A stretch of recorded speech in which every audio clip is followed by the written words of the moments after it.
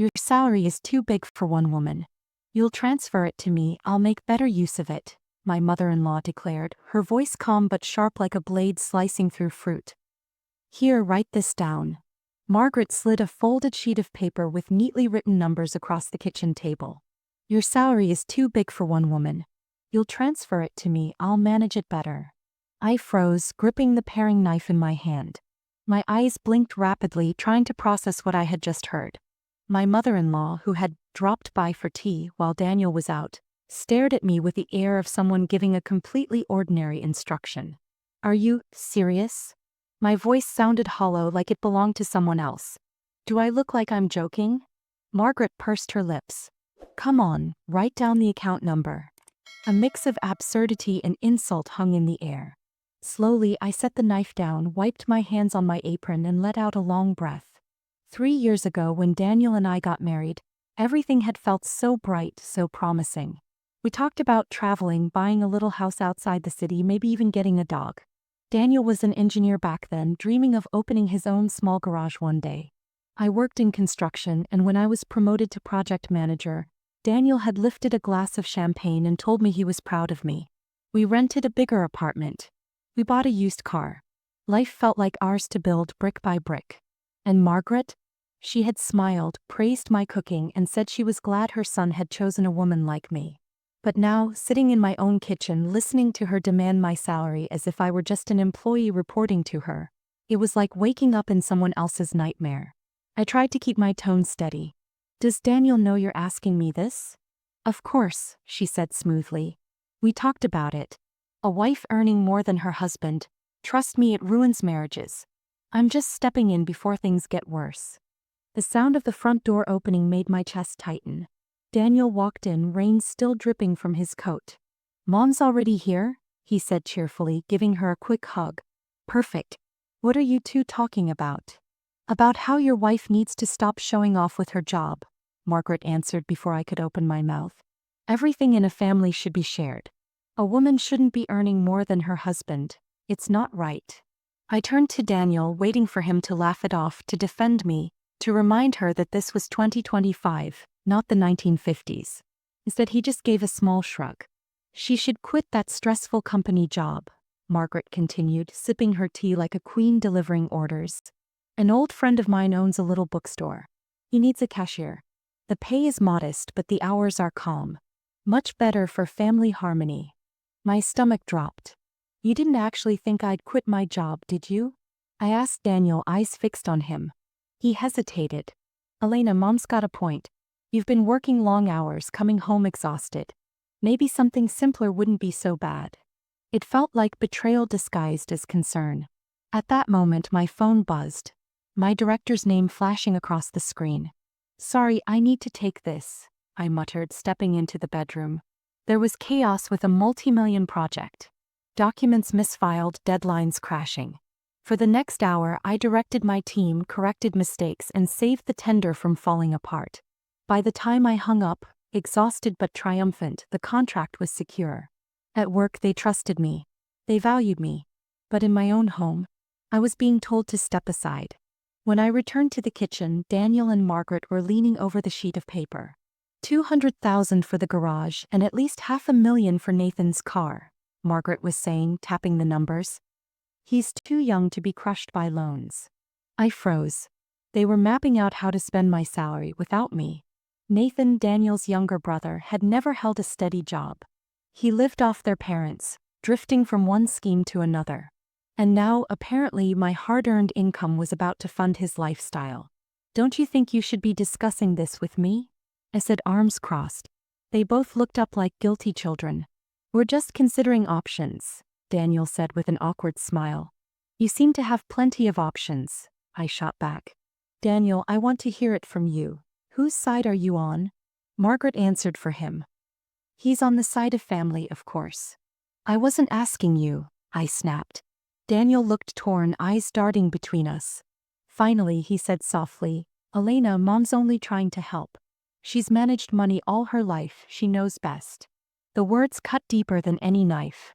I wasn't his partner anymore. I was just a paycheck, a resource to be controlled. My chest tightened. Daniel, I said slowly, I'm giving you one chance. Right now.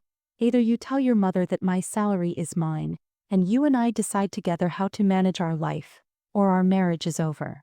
Margaret slammed her cup onto the table. How dare you speak like this in my son's house? I ignored her, eyes locked on Daniel. He gave a nervous laugh. Why are you making this dramatic? We're one family. Mom's right. Everything should be shared. No, I whispered, my voice trembling but firm. I thought you and I were a family.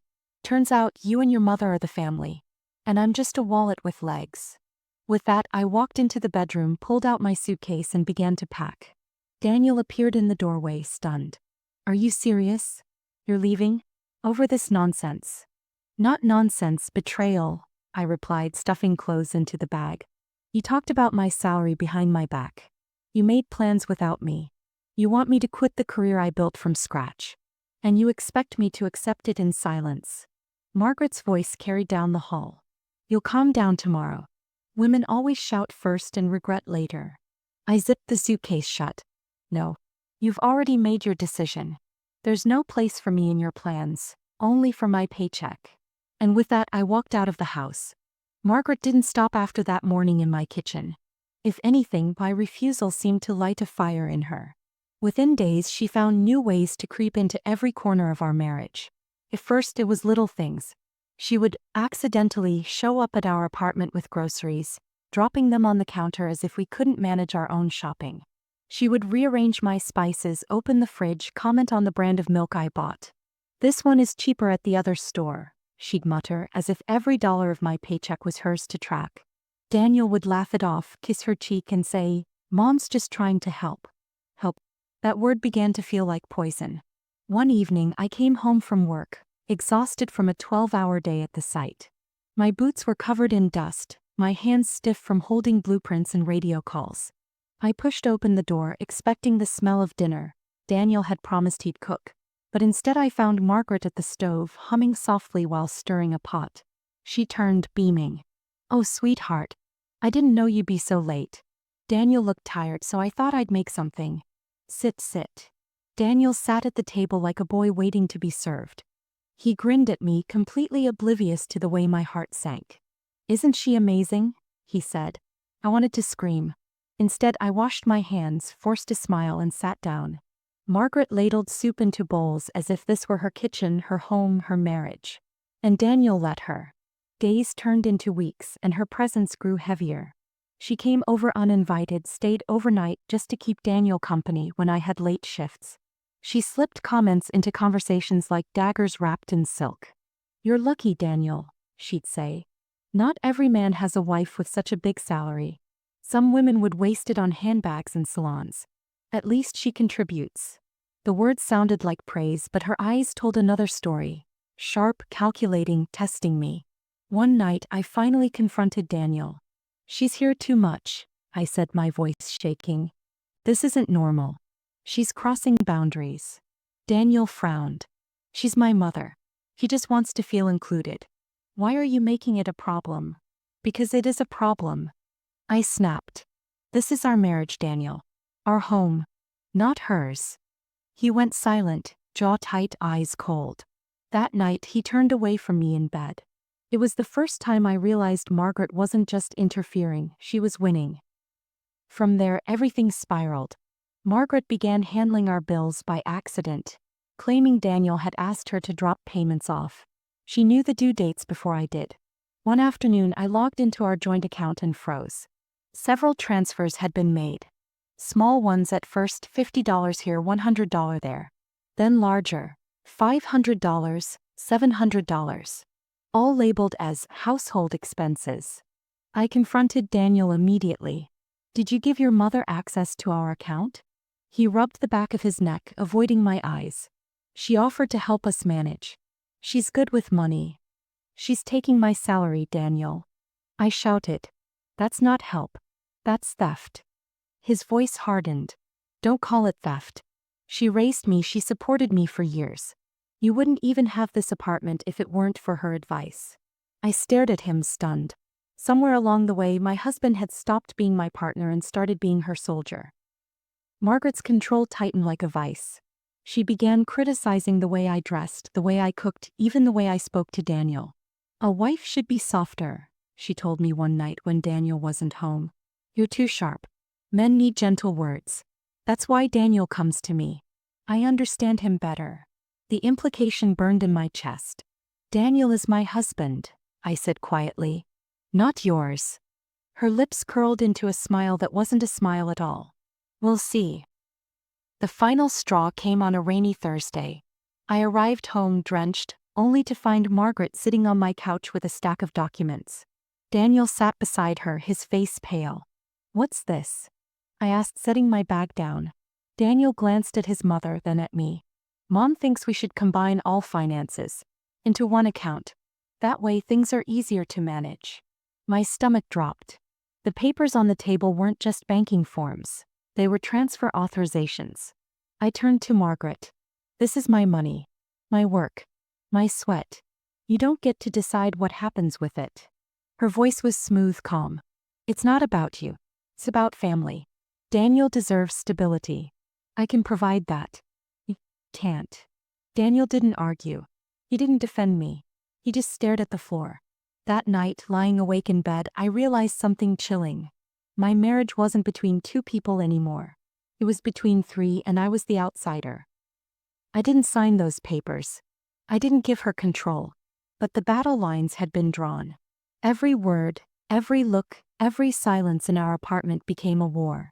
Margaret had taken my husband's loyalty piece by piece, and now she wanted the rest of me.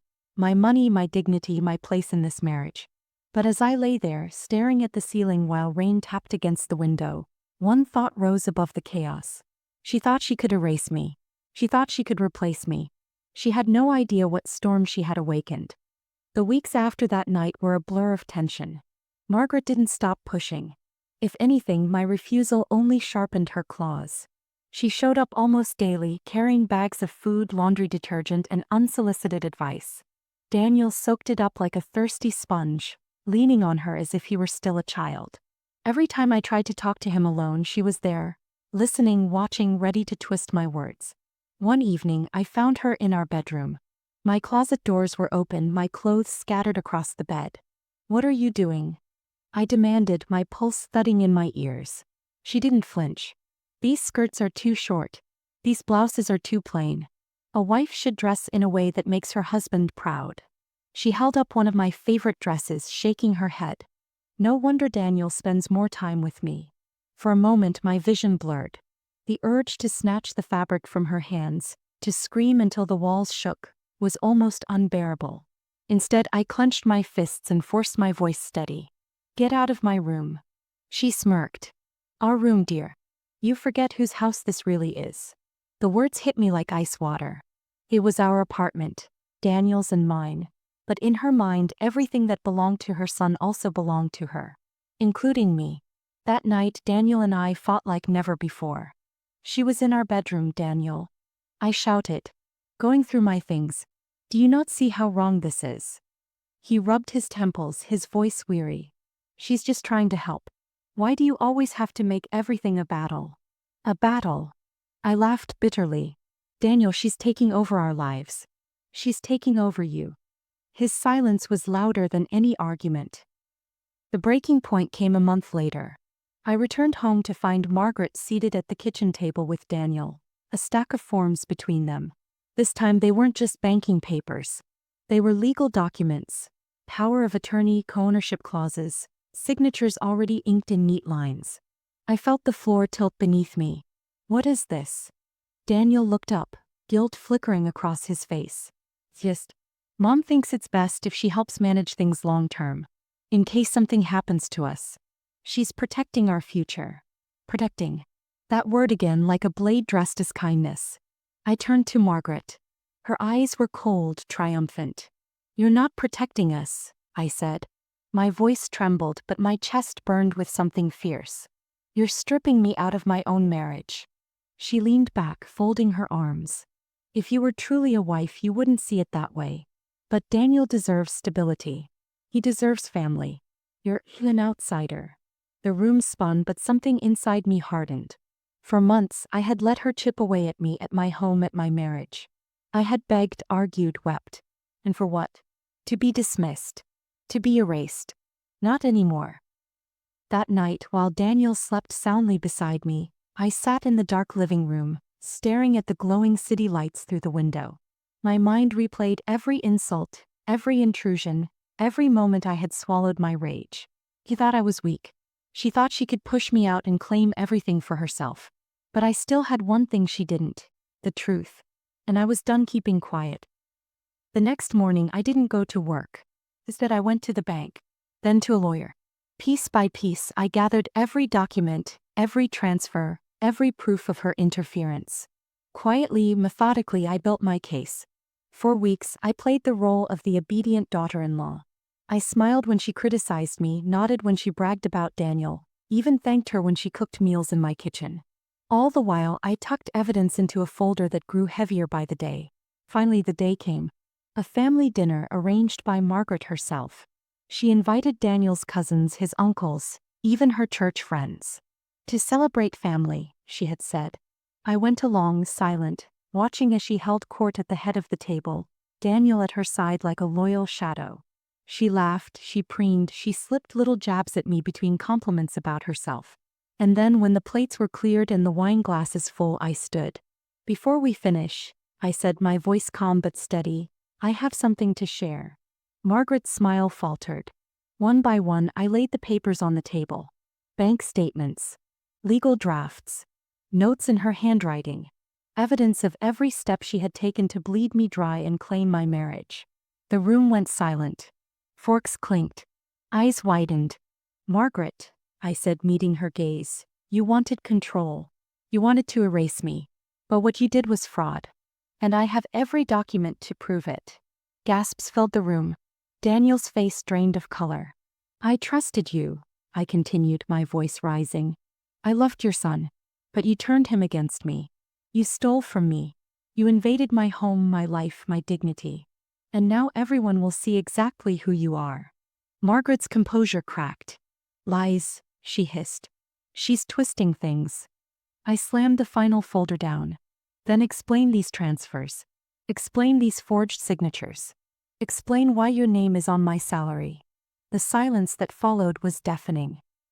That night the family dinner didn't end with dessert.